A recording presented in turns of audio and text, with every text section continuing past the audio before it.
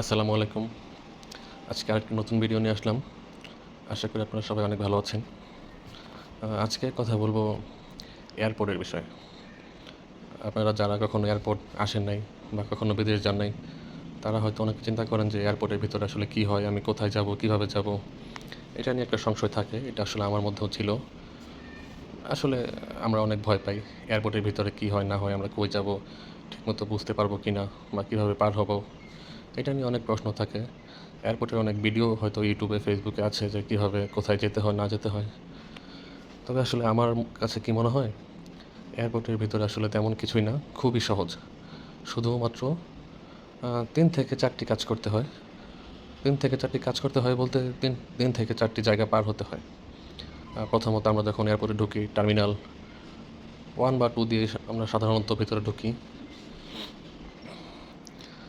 তো আমরা যখন টার্মিনাল 1 বা 2 দিয়ে ভেতরে ঢুকি, তখন ঢোকার সময় আমাদের ব্যাগ, আমাদের লাগেজ বা আমাদের হ্যান্ড ব্যাগ যেটা থাকে, ছোটো ব্যাগ, ওইটা একটা স্ক্যানারে দিতে হয়।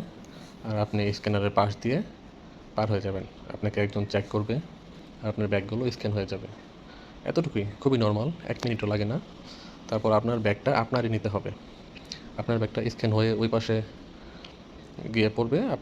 আপনার চেক করা শেষ হইলে আপনি ওইখান থেকে ব্যাগ নিয়ে যাবেন। 1 মিনিটও লাগে না, খুবই নরমাল এটা। আর এক্ষেত্রে কোনো সমস্যা হয় না।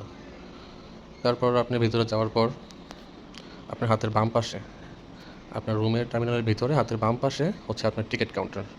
আপনার যেই এয়ারলাইন্সের টিকিট বুক করা থাকে, আপনি ওই এয়ারলাইন্সের কাউন্টারে যাবেন। কাউন্টারে গেলে আপনার হয়তো অনেক সময় আপনার টিকিটের কপি দেখতে চায়, নয়তো আপনার আর কি ভিসা দিলেই তারা আসলে আপনার ভিসাটা চেক করে আপনার লাগেজ ব্যাগটা, মানে যেটা আপনি বুকিংয়ে দিবেন, হ্যান্ড ব্যাগ না, আপনার লাগেজটা তারা বুকিংয়ে দিয়ে দিবে এবং আপনাকে একটা টিকিটের কপি দিবে যেটা বোর্ডিং পাস।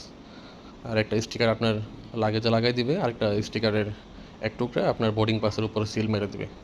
সিল বলতে একটা স্টিকার লাগাই দিবে। এই আর কি, আপনার এই কাজও শেষ। এটাও খুবই নর্মাল। আমি যখন আসছি তখন আমার 1 মিনিটও লাগে নাই। জাস্ট ওইখানে গেছি।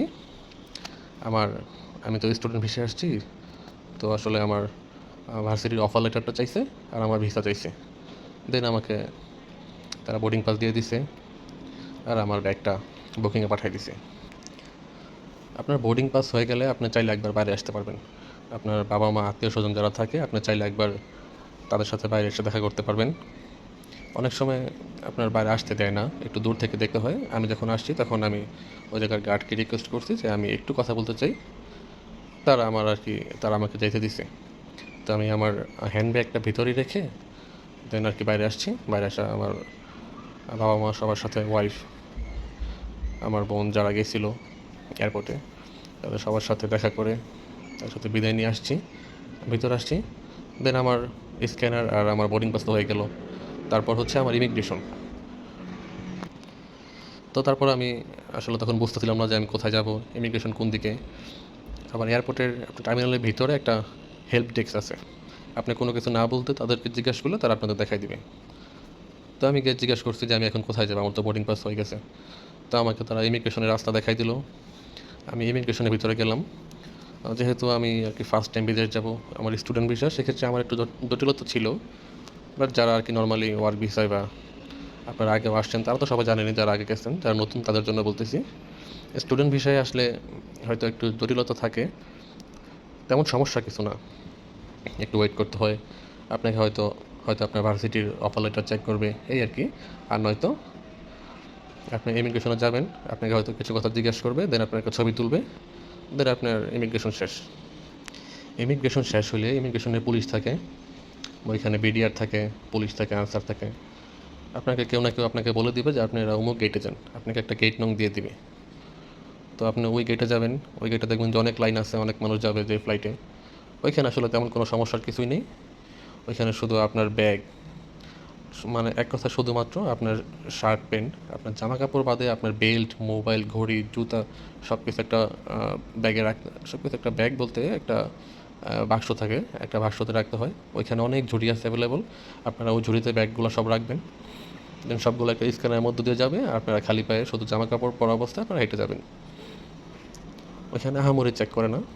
যদি আপনার ব্যাগে স্ক্যানারে কিছু ধরা না পড়ে, তো আপনাকে কোনো চেক করবে না। আপনারা শুধু স্ক্যানার শেষে ওই বাক্সটা কালেক্ট করবেন। বাক্সটা আপনার পাশ দিয়ে যাবে, আপনারা বাক্সর পাশ দিয়ে হেঁটে যাবেন।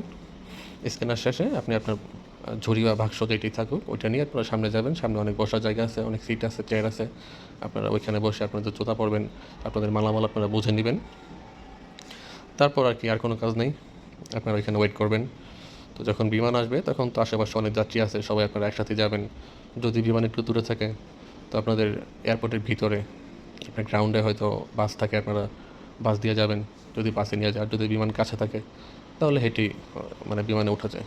তো বিমানে ওঠার সময় আপনাদের যে টিকিটটা একটু দেখবে, বা অনেক সময় দেখেও না। আপনারা ভিতরে যাবেন, ভিতরে গিয়ে আপনাদের একটা সিট নাম্বার লেখা থাকে, তো ওইখানে গিয়ে আর সমস্যা হওয়ার কথা না, আপনারা সিটে বসবেন। এই আর কি, খুবই সিম্পল বিষয়, এয়ারপোর্টে তেমন কোনো সমস্যাই না। যদি না আপনার নামে কোনো মামলা বা কোনো সমস্যা না থাকে, এয়ারপোর্ট খুবই সিম্পল বিষয়, একদম এ টু জেড আপনাদেরকে আমি সব কিছু বললাম। ভয়ের কোনো কারণ নেই, আপনারা দুশ্চিন্তামুক্ত হয়ে এয়ারপোর্ট পার হইতে পারবেন, এয়ারপোর্টে যাবেন। তারপর আর কি, তারপর বিমানে করে আপনারা যেখানে যাবেন ওইখানে আল্লাহর নাম নিয়ে আল্লাহর রহমতে আপনারা ইনশাল্লাহ ঠিকমতো পৌঁছে যাবেন। দোয়া করি আপনারা আমার জন্য দোয়া করবেন। দেন আপনারা যদি কেউ মালয়েশিয়া আসেন, সেক্ষেত্রে মালয়েশিয়ান এয়ারপোর্টে কী হয় ওইটা নিয়ে আরেকদিন বিস্তারিত কথা বলবো। ভয়ের কোনো কারণ নেই, আপনারা সবাই সাবধানে থাকবেন, দোয়া করবেন। আমার যেহেতু নতুন চ্যানেল, আবারও বলি আপনারা সবাই সাবস্ক্রাইব করবেন, লাইক করবেন, শেয়ার করবেন, এতটুকুই। সবাই ভালো থাকবেন, আল্লাহ হাফেজ।